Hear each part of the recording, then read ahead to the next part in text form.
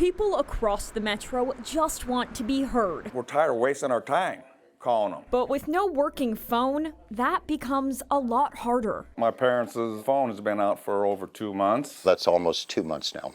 Going on more than 2 months. This went on for over a month, and I decided that I was going to cut ties with CenturyLink. These are four faces of some dozen emails, calls, or Facebook comments we received after introducing you to 88-year-old Dorothy Weeks in September. I haven't had phone service for over a month.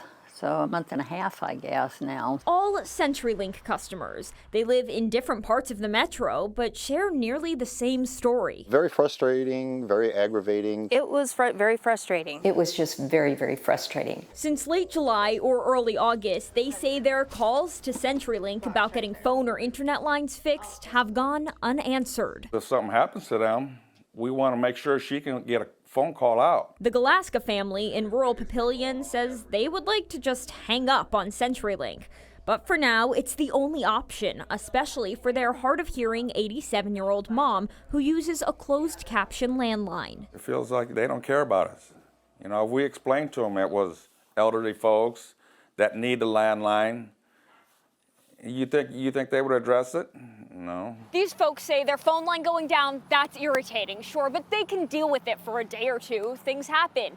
Their real gripe is not with the phone service, but with the customer service provided by CenturyLink and its parent company, Lumen Technologies. It doesn't matter if you beg, plead, threaten, they just will not send out a technician. I lost wages 2 days in a row, lost vacation time, in order to be available for these people. All of these people have weeks, if not months worth of records trying to get CenturyLink to pick up, show up, and find a fix. Line 1 is still out. But having CenturyLink on speed dial doesn't seem to do much good when the company no-shows day after day. There's no one to contact. There's no one you can get a hold of.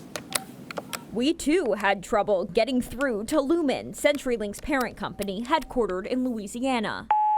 Hey Carrie, it's Joey Safchik with KETV again. They told us no one would be available for an interview, but Lumen did offer to help get these individuals' phones ringing. We do have some bigger questions about your customer service. We took the concerns to Nebraska's Public Service Commission, which regulates telecommunication carriers like CenturyLink. In the case of an outage for 2 months, that I would not see that as that's unacceptable. Is there a broader systemic issue here?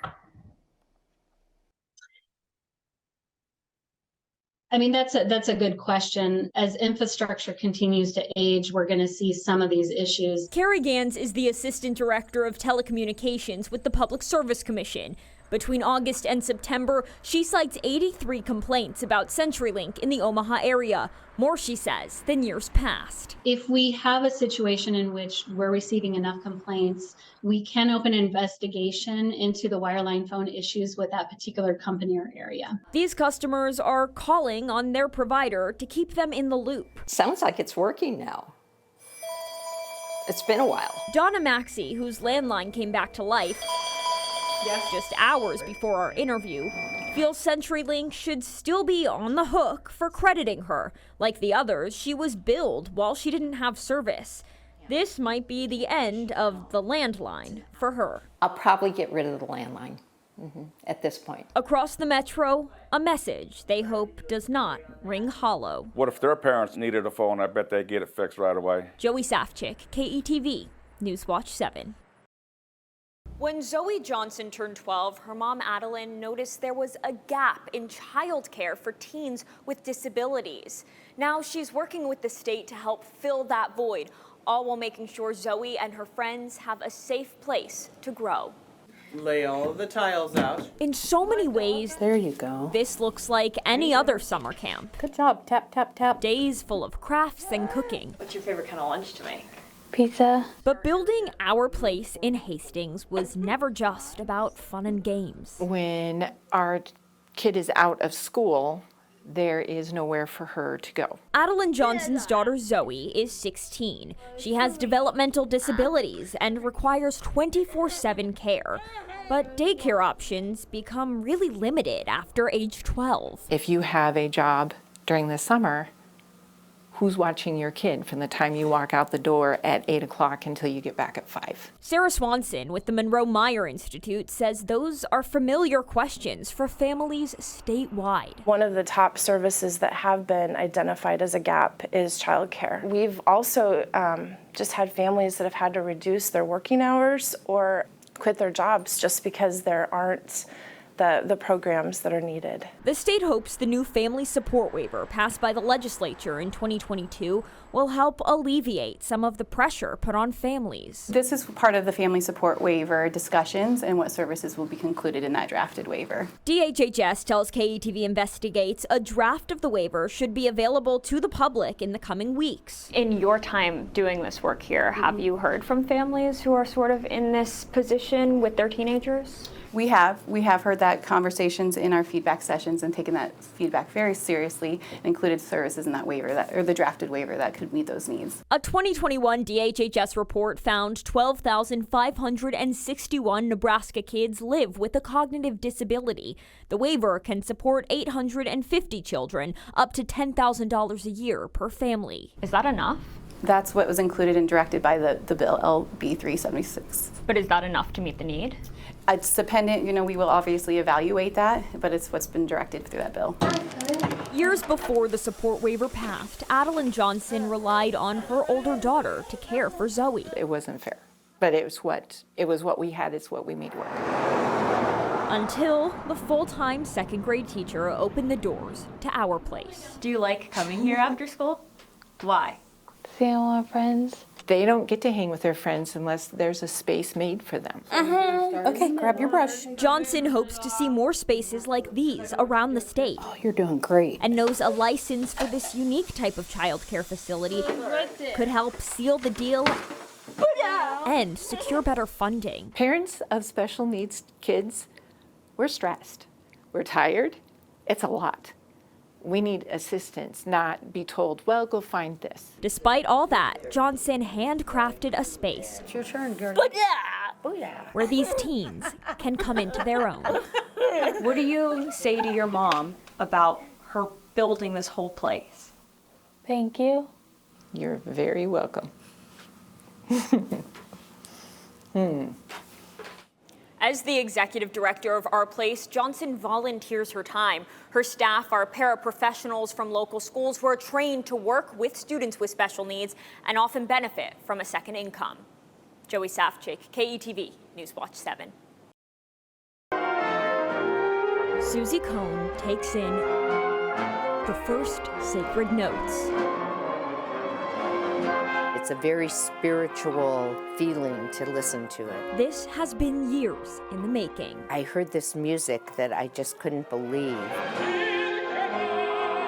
Not just any music, melodies written during the Holocaust, resurrected decades later by Italian Jewish maestro Francesco Lotoro. Those who wrote music in the camps chose beauty. This music will survive, and the message inside the music, it will survive. Lotoro travels the world salvaging music from humanity's darkest days and bringing it to life in the name of all the composers and men, women, and children who did not live to see liberation. This music was a way to resist death. Musicians in these camps chose music to defend themselves and the human race from destruction. And for the first time, Omaha will hear this music live, played by the city symphony. Despite everything all around, we survived. This music survived. So it's a sort of smile telling the story of this music that helped humans survive. In a concert conducted by Lotoro, but orchestrated behind the scenes by Omaha philanthropist Susie Cohn. Every note he plays is important, and I am so grateful to be able to have this happen in our city of Omaha. And there's something particularly poignant about hearing the music come to life here at the Tri-Faith Center, whose mission is to bring peace into a world desperately in need of harmony. In this place, a very positive energy is being created with the people working on this.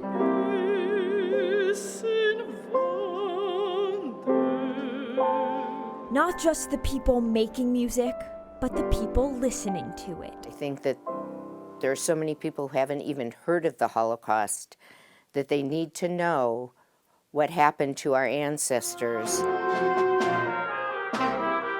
And Omaha's Jewish leaders believe the language of music that transcends religion, race, and time can be an entry point for Holocaust education, stringing together the past and the present. I think if we can really put names, faces, music to that number of 6 million, then we can really understand a little bit more about ourselves. A lesson that reverberates through Temple Israel and is Maestro Lotoro's life mission.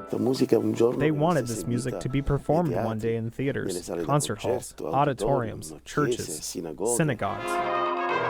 We hear their story of death. We don't hear their story of how they lived and what they put into the world. Hearing that story one note, measure, or aria at a time. Joey Safchik, KETV, Newswatch 7. In our mind, when we say U.S., it's just New York, it's just Texas, it's just Chicago. He knew of New York, but a year ago, Julian Dumadaog had never heard of York, Nebraska.